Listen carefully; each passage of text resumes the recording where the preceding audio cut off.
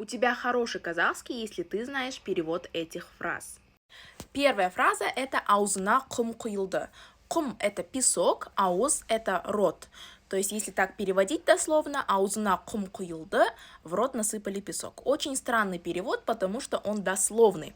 А это идиома, это фразеологизм. Смысловой перевод будет замолчать. Например, мұғалім сұрақ қойғанда Сәкеннің аузына құм құйылғандай болды.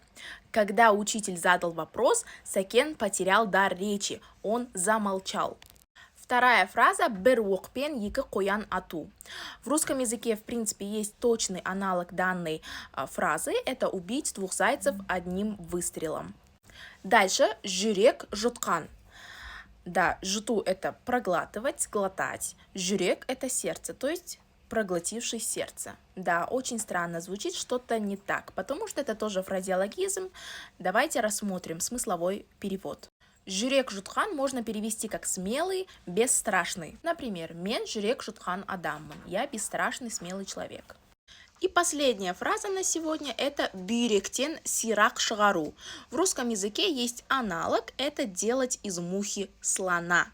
Еще больше контента о казахском языке в инстаграме Казах Суйлем. Не забудь подписаться и поставить лайк на это видео.